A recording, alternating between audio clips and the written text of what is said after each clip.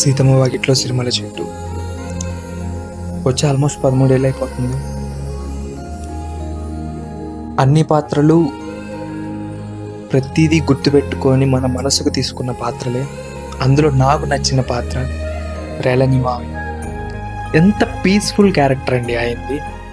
డబ్బు లేదనో, నా కొడుకులు సెటిల్ అవ్వట్లేదనో, 10 మంది నన్ను చిన్నచూపు చూస్తున్నారనో ఇలాంటిది ఏమీ ఉండదు. కల్మషం లేని మనిషి.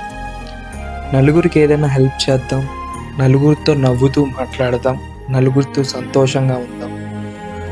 60 ఏళ్ళు 55 ఏళ్ళు దాటిన భార్యతో ఎంత అన్యోన్యంగా, ఎంత మంచిగా, ఎలా మాట్లాడాలి, తను మాట్లాడే విషయాన్ని ఎలా తీసుకోవాలి, పిల్లలకి ఏదైనా గొడవ అయితే మధ్యలోకి వెళ్ళకుండా వాళ్ళు సాల్వ్ చేసుకుంటారు, ఏమైనా ఉంటే వాళ్ళు చూసుకుంటారు అని చెప్పేసి ఎంత పాజిటివిటీ రేలంగి మావయ్య క్యారెక్టర్ చూస్తుంటే ఎస్విఎస్సిలో చాలా అంటే చాలా ముచ్చటేస్తూ ఉంటుంది.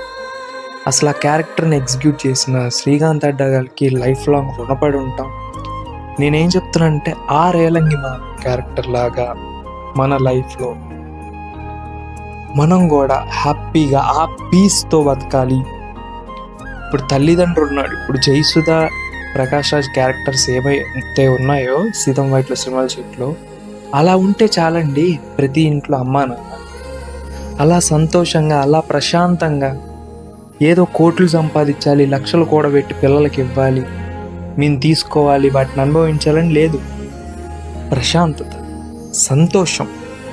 ఇంటికి వస్తే అమ్మా నాన్న ఒక చిరునవ్వు, అంతకు మించి ఒక పిల్లోడికి హ్యాపీనెస్ ఏముంటుంది, ఆ కుటుంబంలో ఆనందం ఏముంటుంది. సో ఈరోజు ఎందుకో రేలంగి మావయ్యని తలుచుకోవాలనిపించింది. Thank you.